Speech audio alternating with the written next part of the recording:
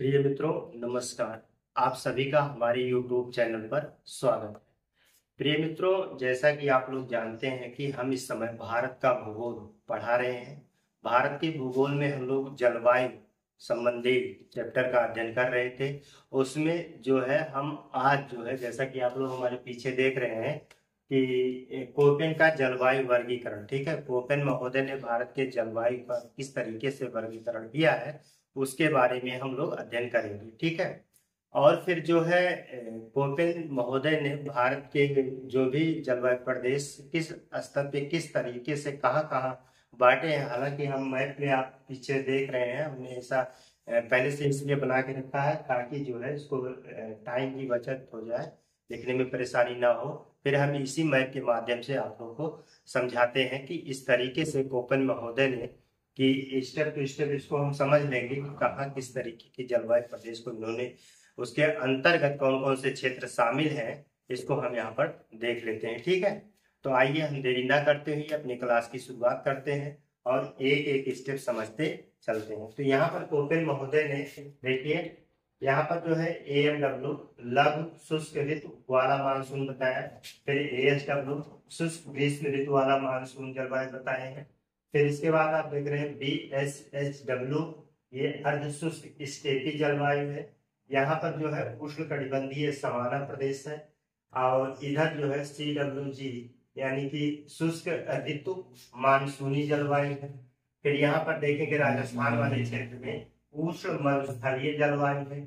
ऊपर देख रहे हैं आप लोग ध्रुवीय जलवायु है, ध्रुवीय जलवायु वाला क्षेत्र है। इसको यहाँ पर हम लोग देख लेते हैं। फिर इसके बाद लघु ग्रीष्मकाल युक्त आर्द्र शीत जलवायु DFC, ठीक है। तो इस तरीके से इन्होंने जो है पूरे संपूर्ण भारत जलवायु का वर्गीकरण किया है, ठीक। तो आइए हम एक एक स्टेप समझते चलते हैं। तो यहाँ पर जो है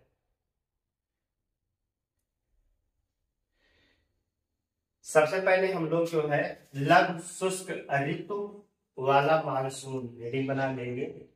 लघु शुष्क ऋतु वाला मानसूनी मानसूनी जलवायु, ऐसा लिख लीजिए, मानसूनी जलवायु। ये हेडिंग हमारी हो जाएगी पहले नंबर पे। इसको जो है ऐसा करिए, नंबर 1 लिख लीजिए, ठीक है, ऐसा नंबर 1। और इसको हम करीब में लिख देते हैं, हो सकता दिखाई ना पड़ जाए आपको।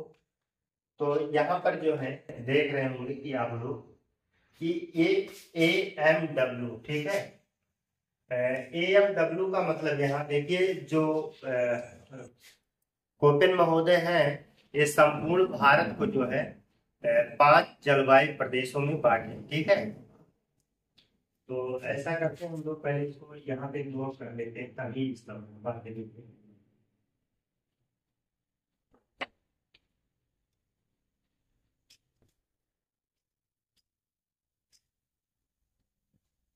प्रिय मित्रों, नमस्कार। आप सभी का हमारे YouTube चैनल पर स्वागत है। प्रिय मित्रों, जैसा कि आप लोग जानते हैं कि हम सब इस समय भारतीय भूगोल, इंडियन ज्योग्राफी का अध्ययन कर रहे हैं।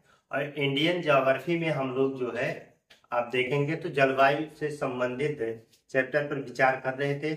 और उसमें हम लोग जो है आज का हमारा जो टॉपिक होगा, उसमें जो है हम कोपेन के जलवायु वर्गीकरण पर बात करेंगे, ठीक है।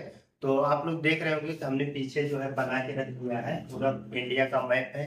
इंडिया के मैप में कोपेन महोदय ने भारत के जलवायु को कहाँ किस तरीके से बांटा है उसको हम लोग देख रहे हैं। कि यहाँ देखेंगे आप लोग शुष्क लघु शुष्क ऋतु वाला मानसून, फिर आप देखेंगे ये शुष्क ग्रीष्म ऋतु वाला मानसूनी जलवायु, उष्ण कटिबंधीय सवाना, फिर इसके बाद आप देखेंगे अर्ध शुष्क स्टेपी जलवायु, यहाँ पर देख रहे होंगे उष्ण मरुस्थलीय जलवायु, शुष्क ऋतु शुष्क शीत ऋतु मानसूनी जलवायु। फिर आप देख रहे होंगे कि लघु ग्रीष्मकाल युक्त आर्द्र शीत जलवायु, फिर ध्रुवीय जलवायु, ठीक है।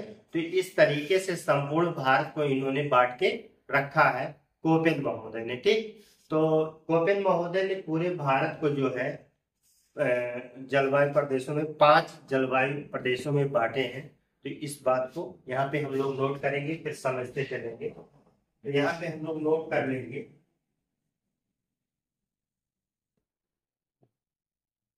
कोपेन ने भारत को 5 मुख्य जलवायु क्षेत्रों में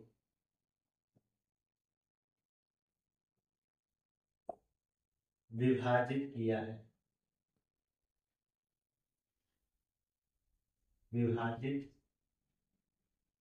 है, जिन्हें या जिसे अंग्रेजी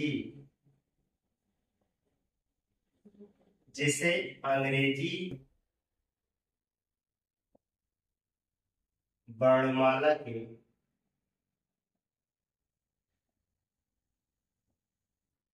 A, B, C, D और E द्वारा प्रदर्शित किया गया है,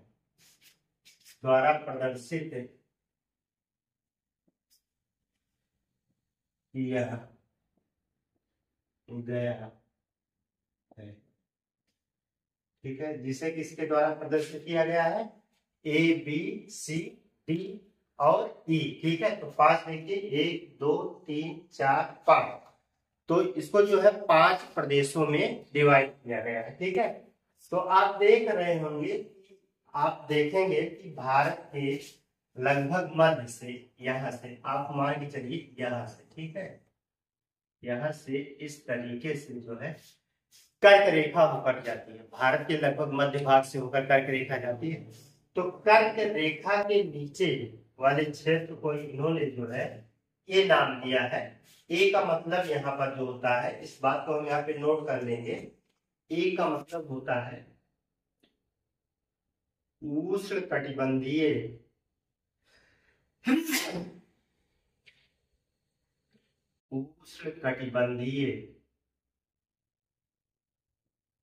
क्षेत्र। बी का मतलब क्या होगा? शुष्क क्षेत्र, शुष्क प्रदेश या क्षेत्र, ठीक है। इसके बाद सी जो होगा वो हमारा होगा शीतोष्ण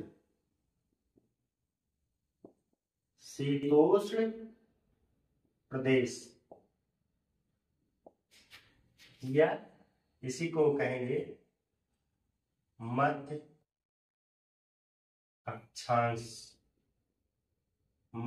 अक्षांशीय प्रदेश। इसके बाद डी जो होगा वो महाद्वीप, ठीक है, महाद्वीप होगा, या महाद्वीपीय होगा कह सकते हैं। इसके बाद ई जो होगा वो ध्रुवीय।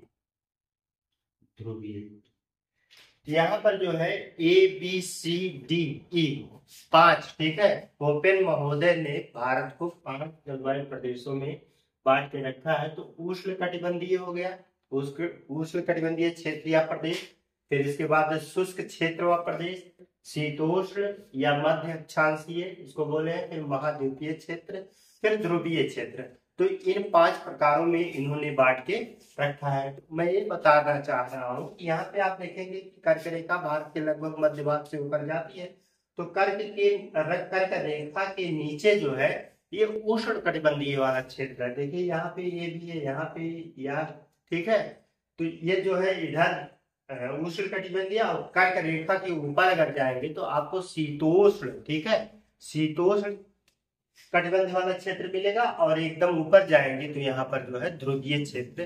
क्योंकि भारत जो है उसका भौतिक संरचना जो है थोड़ा सा डिफरेंस है, तो इस तरीके से यहाँ पे जलवायु में बहुत काफी भिन्नता पाई जाती है, ठीक है। तो यह भारत में जो है, आप जैसा कि जानते हैं कि भारत में मानसूनी प्रकार की जलवायु पाई जाती है। तो इस तरीके से इसको इन्होंने डिवाइड कर रखा है। तो फिर इन पांचों भागों को जो है इन्होंने जो है 9 उप प्रकारों में भी विभाजित किया है। ठीक है, तो इस बात को भी आप लोग जो है नोट करिए। हालांकि इसको आप लोग स्क्रीनशॉट ले लीजिए, फिर मैं आगे लिखता हूँ।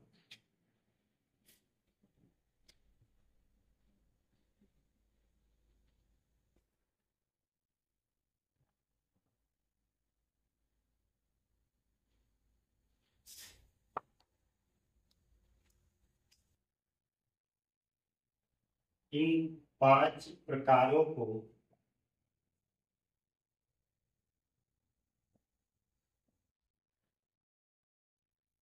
ओपन ने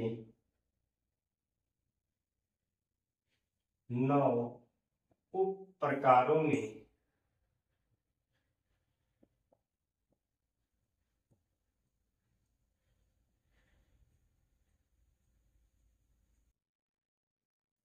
बांटा है। 9 उप प्रकारों में बांटा है, जिन्हें अंग्रेजी वर्णमाला के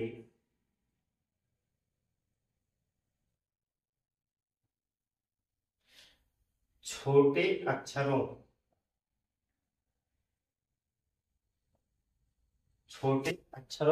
जैसे आप देखेंगे कि MWSH,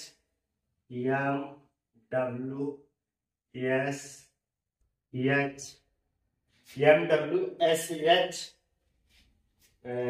GFC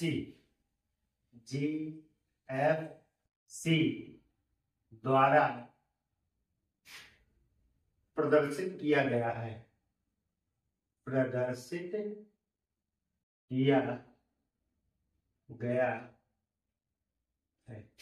कुछ नहीं, यहाँ पर जो है इस 5 प्रकारों को जो है इन्होंने 9 उप प्रकारों में विभाजित कर दिया है। ठीक है, तो इनको जो है अंग्रेजी वर्णमाला का स्मॉल अक्षर से प्रस्तुत, देखिए आप साथ में जो है स्मॉल अक्षर यूज हुए हैं, एस लगा है, डब्ल्यू लगा है। ठीक है, तो इस तरीके से इनको जो है और थोड़ा सा इनके उप प्रकार, ठीक, प्रकारों के भी अपने उप प्रकार में विभाजित कर दिए हैं। ठीक है, तो ऐसा जहां पर ये समरूपता, जलवायु में जहां जहां समरूपता मिली है उसको एक जगह इन्होंने एडजस्ट कर दिया है, प्रदर्शित कर दिया है। ठीक है, तो इस तरीके से जो है आप देखेंगे कोपिन महोदय ने पूरे भारत को जो है 5 मुख्य और 9 जो है उप प्रकारों में विभाजित कर दिया है। ठीक है, तो आइए हम लोग सबसे पहले यहाँ से चालू करते हैं, उष्णकटिबंधीय वाले क्षेत्र से। ठीक, तो इधर से देखेंगे हम लोग। तो सबसे पहले हम लोग देखेंगे लघु शुष्क ऋतु वाला मानसून। लघु शुष्क ऋतु वाला मानसूनी जलवायु।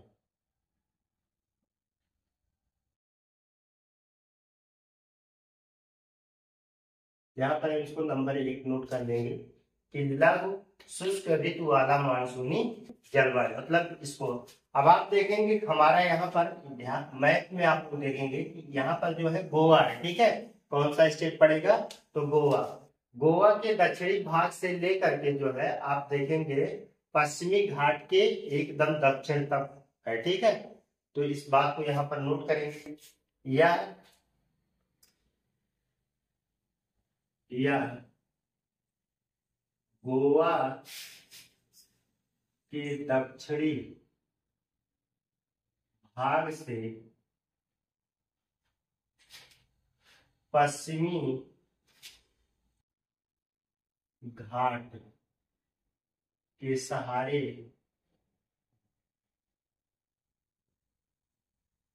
दक्षिण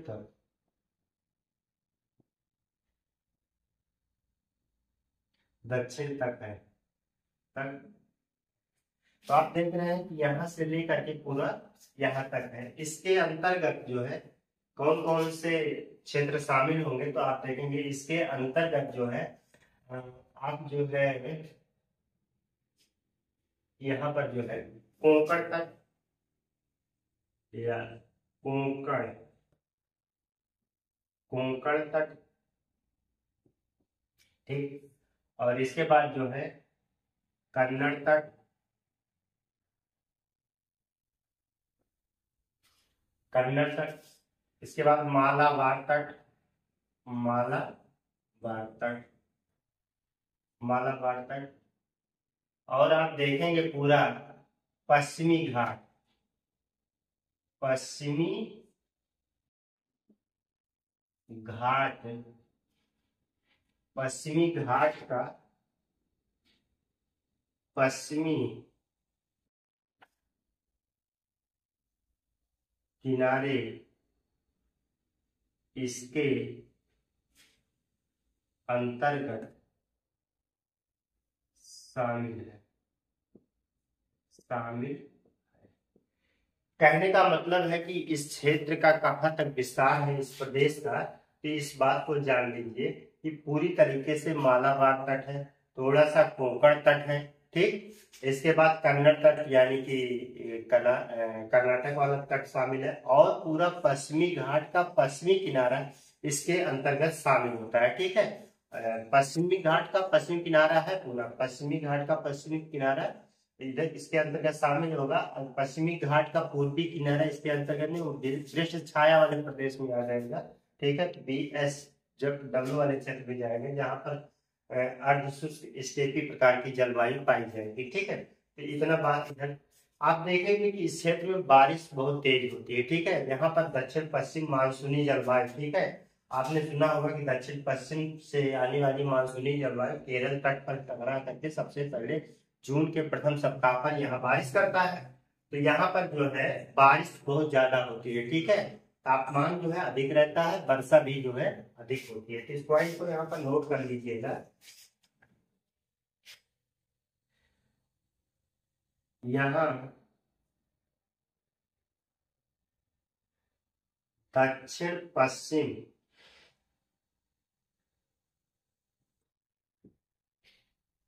मानसूनी जलवायु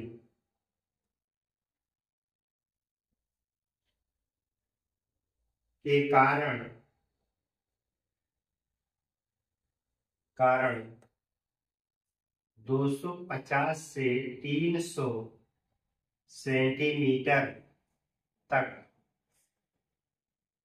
वर्षा होती होती। तो इतनी बातें जो है इसके बारे में जानते रहिएगा कि लघु शुष्क ऋतु वाला मानसूनी जलवायु, ठीक है। इसको कैसे दर्शाया गया है, यहाँ से जो दर्शाया गया है AMW के द्वारा, ठीक है। AMW का मतलब यही होगा कि लघु शुष्क ऋतु मानसून, ठीक है, वाला जलवायु। इधर इसको आप लोग जो है इतना स्क्रीनशॉट ले लीजिए, फिर हम आगे चर्चा करते हैं।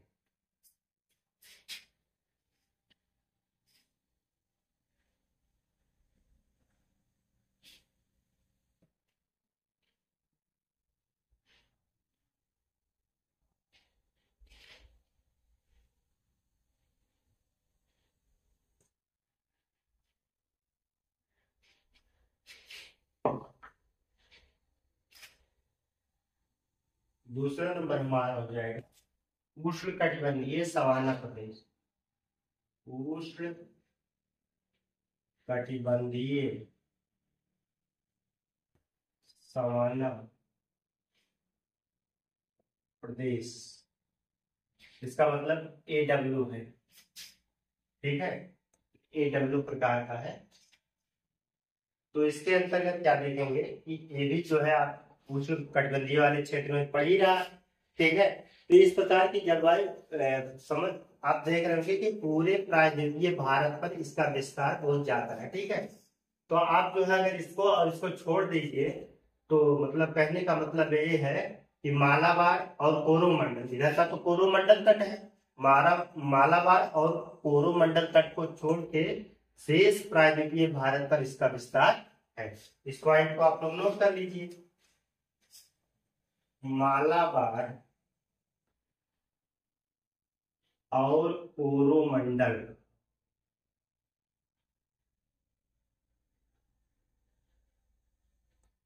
तट के अतिरिक्त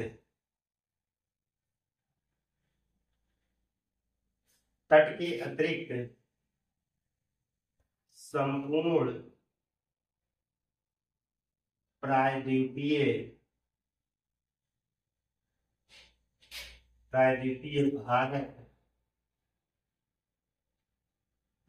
भारत पर इस प्रकार की जलवायु क्षेत्र,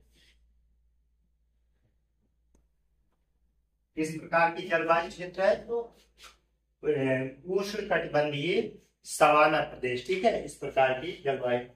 तो ये देख रहे होंगे कि आप लोग ये कर्क रेखा के नीचे है, ठीक है, तो कर्क रेखा के नीचे है तो यहाँ पर जो है सवाना प्रकार की वनस्पति पाई जाएगी। यह कर्क रेखा के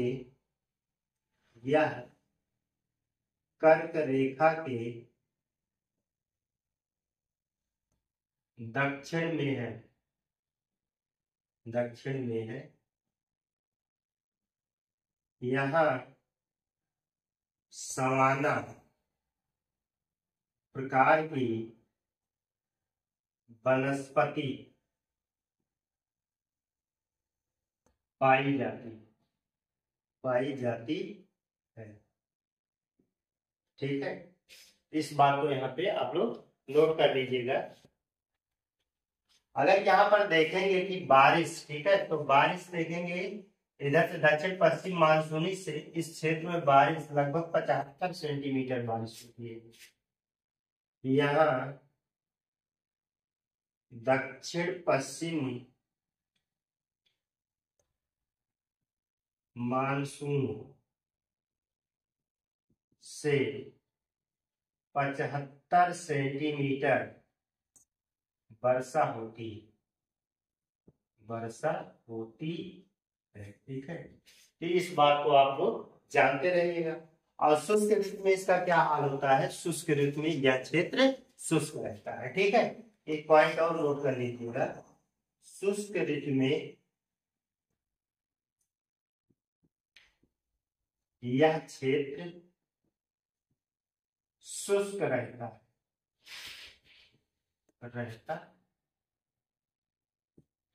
इतनी बातें जो है इसके बारे में आप लोग जानते रहिएगा। उष्णकटिबंधीय सवाना प्रदेश, तो मालाबार और कोरोमंडल तट, ये कोरोमंडल तट होता है, ये मालाबार तट है।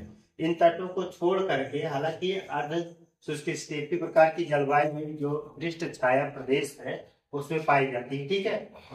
तो इन तीनों को छोड़ करके देखा जाए तो यहाँ पर मैक्सिमम भाग पर प्रायद्वीपीय भारत में जो है AW यानी कि उष्ण कटिबंधीय सवाना प्रकार की जलवायु पाई जाती है। और ये जो है कर्क रेखा से नीचे वाला क्षेत्र है, ठीक है। यहाँ पर सवाना प्रकार की वनस्पतियां पाई जाएंगी और दक्षिण पश्चिम मानसून से यहाँ पर जो है 75 सेंटीमीटर बारिश होगी और जो है शीत ऋतु में मौसम यहाँ पर शुष्क रहेगा, ठीक है। इस पॉइंट को आप लोग जो है लिख लीजिए, नोट कर लीजिए। हम इसको मिटाते हैं, फिर अगला चर्चा करेंगे हम लोग, ठीक है।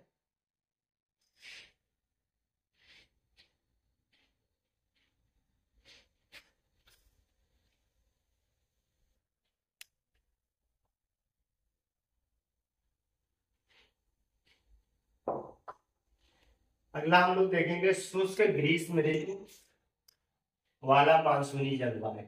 तीसरा नंबर हमारा हो जाएगा शुष्क ग्रीष्म ऋतु वाला मानसूनी जलवायु।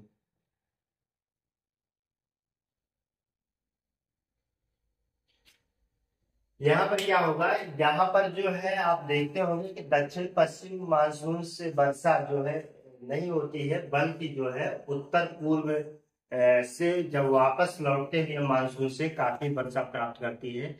यहाँ पर भी 75 सेंटीमीटर वर्षा होती है और वो वर्षा जो है शीतकाल में होता है, ठीक है। किस काल में होता है, तो शीतकाल में यहाँ पर वर्षा होती है। तो इस पॉइंट को नोट करिए। ये भी क्वेश्चन पूछा जाता है कि कोरोमंडल में वर्षा या शीतकाल में वर्षा कहाँ सबसे अधिक होती है, तो आप कह दीजिएगा कोरोमंडल तट या तमिलनाडु के तट पर जो है शीतकाल में ज्यादा बारिश होती है। ठीक है, तो इस पॉइंट को लिखिए, शीतकाल में,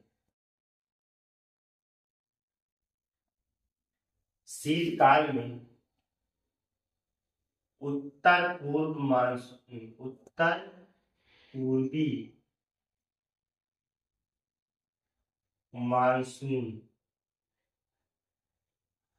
इसी को कहते हैं लौटता हुआ मानसून, लौटता हुआ, ठीक है, लौटता हुआ मानसून से कोरोमंडल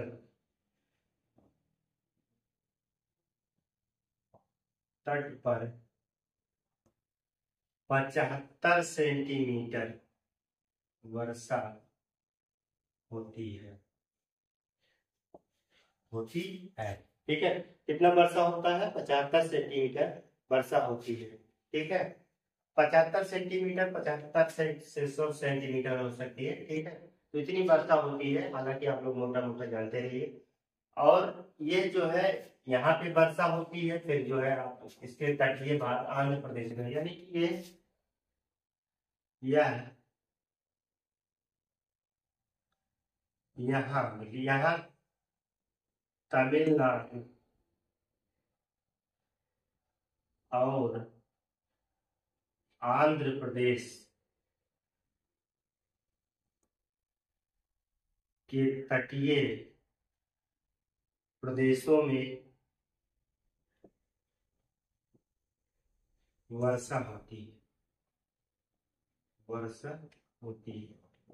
हालांकि ज्यादा वर्षा जो है वो हमारे इससे तमिलनाडु कोरोमंडल पर ज्यादा इससे वर्षा होती है। थोड़ा बहुत बारिश जो है आंध्र प्रदेश के तटीय प्रदेशों में हो जाती है।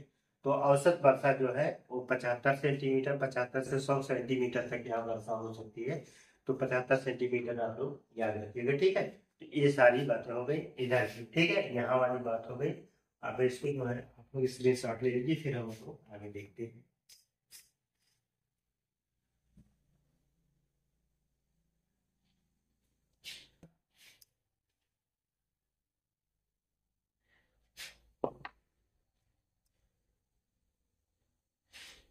आज विश्व की स्टेटी जलवायु को देखते हैं।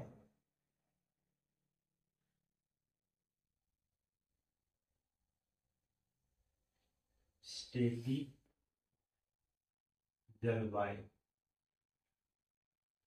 ठीक है, यहाँ पर जो है ग्रीष्मकालीन वर्षा बहुत कम होती है, 30 से 60 सेंटीमीटर यहाँ पर वर्षा होती है। ठीक है, ग्रीष्मकालीन, ग्रीष्मकाल में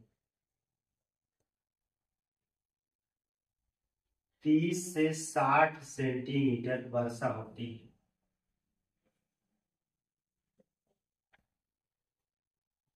30 से 60 सेंटीमीटर यहाँ वर्षा होती है। और शीतकाल में वर्षा का अभाव रहता है। अगर हम शीतकाल की बात करें तो शीतकाल में वर्षा का अभाव अभाव रहता है। शीतकाल में यहाँ पर वर्षा का अभाव रहता है। यहाँ पर स्टेपी प्रकार की वनस्पति पाई जाती है। ठीक है, यहाँ पर स्टेपी प्रकार की वनस्पति पाई जाती है। स्टेपी प्रकार की वनस्पति पाई जाएगी। ठीक, स्टेपी प्रकार की वनस्पति जो है यहाँ मिलेगी। इस चीज को, ये क्षेत्र में ऐसा एक क्षेत्र आपको राजस्थान में भी देखने को मिलेगा। ठीक है, तो इसको लिख सकते हैं, या आप इसको जो है यहाँ देखिए कि पंजाब है, पंजाब का जो पश्चिमी पंजाब है, या पश्चिमी पंजाब, मध्यवर्ती राजस्थान, मध्यवर्ती राजस्थान, सीमावर्ती गुजरात, गुजरात में देख रहे हैं सीमावर्ती गुजरात,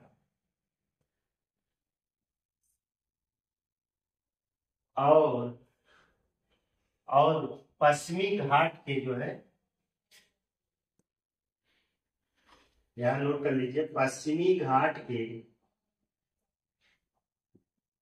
वृष्टि छाया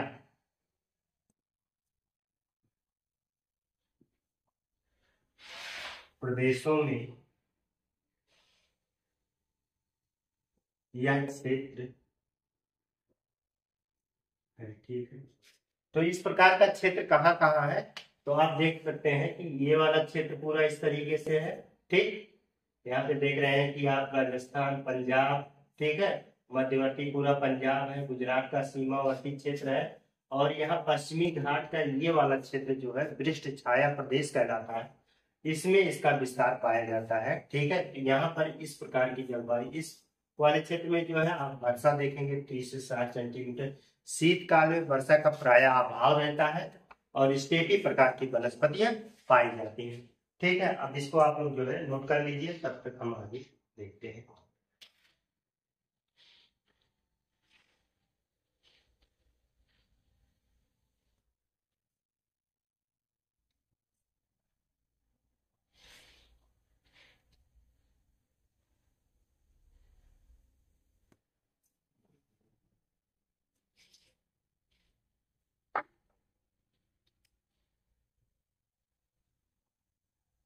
अगला नंबर होगा उष्ण मरुस्थलीय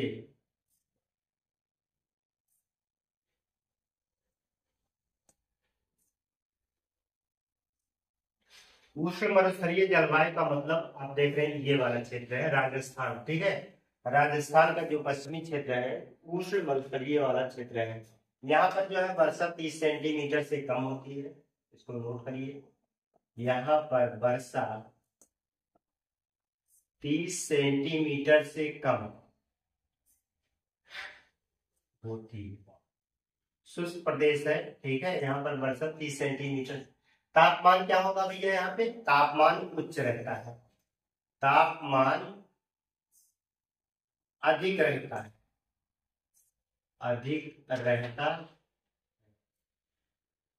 यहाँ पर तापमान देखेंगे राजस्थान के इस क्षेत्र में तापमान अधिक रहता है। ठीक है, वनस्पतियां यहाँ कैसे होंगी, वनस्पतियों का जो है यहाँ पर अभाव होगा, वनस्पतियों का अभाव रहता है, तथा कुछ वनस्पतियां जो पाई जाती हैं वो कटीली होती हैं, तथा कटीली या कांटेदार, कांटेदार, ठीक है, कांटेदार वनस्पतियां पाई जाती हैं, कांटेदार मरुस्थल, मरुस्थलीय वनस्पतियां पाई जाती है। ठीक है, तो अगर इस देखेंगे तो पश्चिमी राजस्थान, इसके अंतर्गत जो है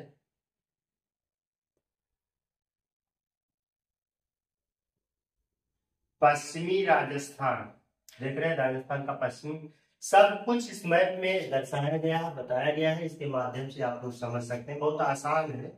इसके अंतर्गत पश्चिमी राजस्थान, उत्तरी गुजरात, देख रहे हैं गुजरात का उत्तरी हिस्सा है, यहाँ पे जो है गुजरात का थोड़ा सा उत्तरी गुजरात,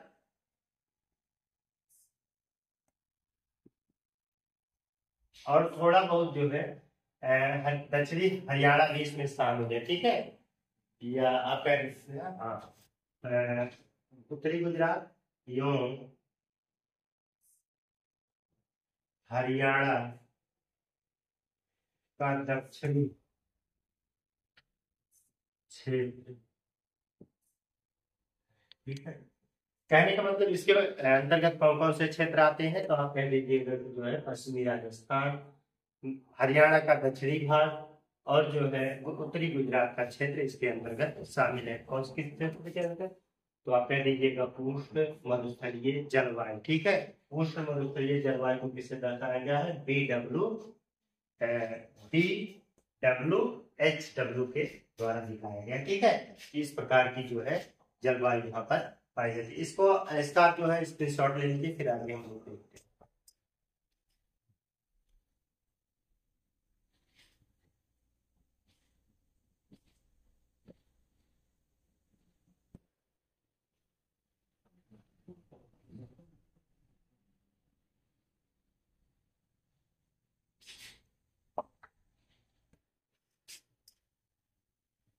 छठा नंबर है शुष्क शुष्क शुष्क शीत ऋतु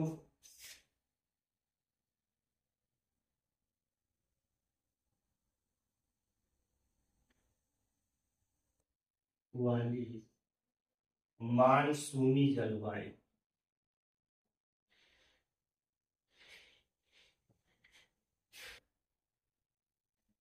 ठीक, तो इसका विस्तार कहाँ मिलेगा? तो आप देख रहे हैं इसका विस्तार जो है पूरा राजस्थान का पूर्वी, ठीक है, राजस्थान पूर्वी, पूरा उत्तर प्रदेश, मालवा का पठार, ठीक है, असम तक इसका विस्तार जो है पाया जाता है। ठीक है, तो इस पॉइंट को नोट कर लीजिए, इसका विस्तार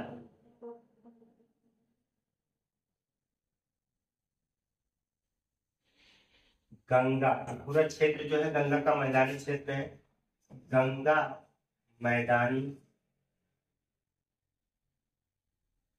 क्षेत्र, पूर्वी राजस्थान,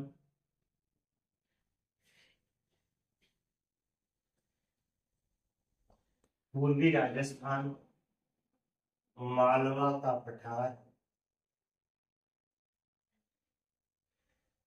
एवं असम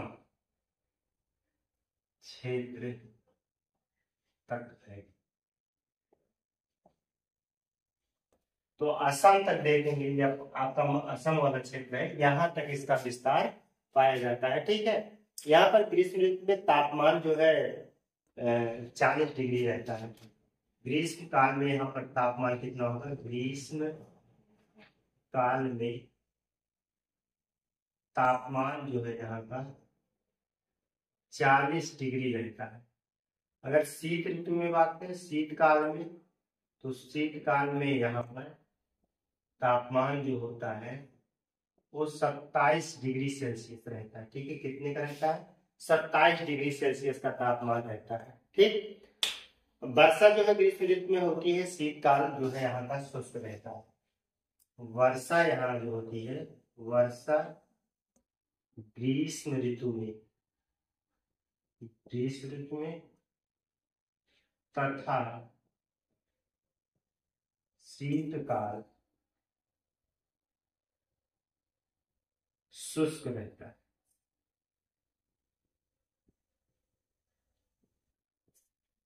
तो इस तरीके से हम लोगों ने जो है शीत ऋतु, शुष्क शीत ऋतु वाली मानसूनी जलवायु के बारे में देखी। ठीक है, तो इसका जो है आप लोग स्क्रीनशॉट ले लीजिए, फिर इसके बाद हम लोग आगे देखते हैं। इसमें हमने क्षेत्रों को दर्शा दिया है, आप लोगों को इस समझने में कोई कठिनाई नहीं होनी चाहिए।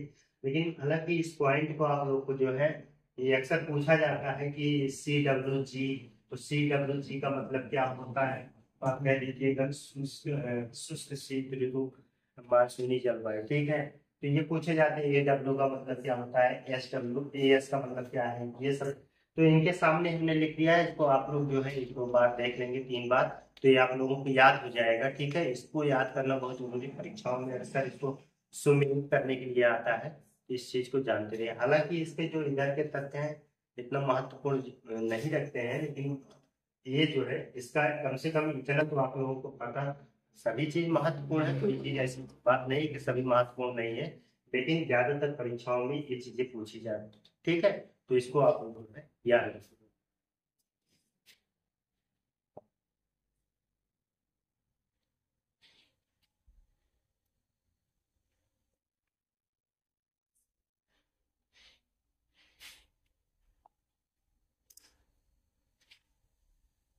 इसके बाद है लघु ग्रीष्मकालिक आर्द्र शीत ऋतु।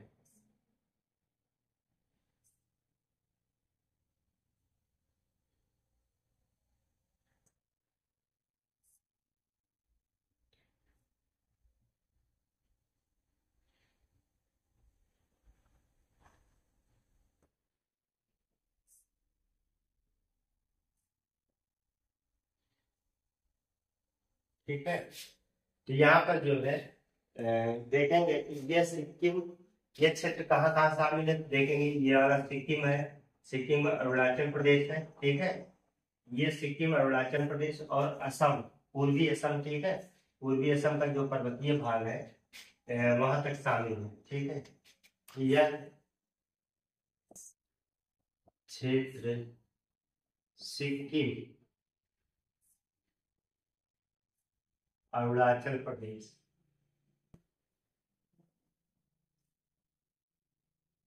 व पूर्वी असम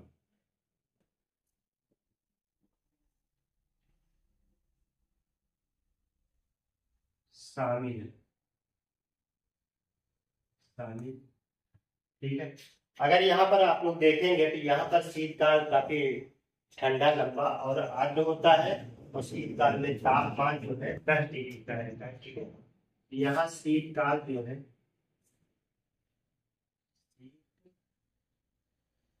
काल लंबा ठंडा व आर्द्र रहता है। शीतकाल का समय जो है यहाँ पर काफी लंबा उसका अवधि होती है, ठीक है, और काफी ठंडा रहता है, और ठंडा रहता है साथ ही साथ वहाँ आर्द्रता बनी रहती है, ठीक है, आर्द्रता भी वहाँ मौजूद रहती है, इस बात को आप लोग जानते रहिएगा। अगर आप बात करेंगे यहाँ पर शीतकाल में टेम्परेचर जो है 10 डिग्री का रहता है, शीतकाल में तापमान 10 डिग्री सेल्सियस रहता है, कितने का रहता है, 10 डिग्री सेल्सियस रहता है, ठीक है। इसके बाद जो है हम लोग देखते हैं ध्रुवीय प्रकार की जलवायु, ठीक है।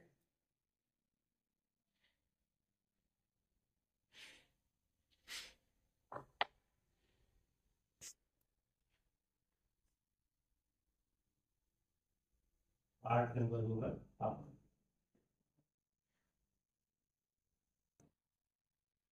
ध्रुवीय जलवायु। ध्रुवीय जलवायु यहाँ पर हमने ई से दिखाया है, ठीक है, उसको आप लोग देखिए। ध्रुवीय प्रकार की जलवायु जो होती है जिस क्षेत्रों में पाया जाता है, यहाँ लगभग साल भर पर बर्फ से ढकी रहती है, टेम्परेचर यहाँ का जो है वो 0 डिग्री तक हो सकता है, ठीक है, तो इस बात को जानते रहिएगा। यहाँ यह क्षेत्र वर्ष भर बर्फ से ढकी रहती है। यहाँ का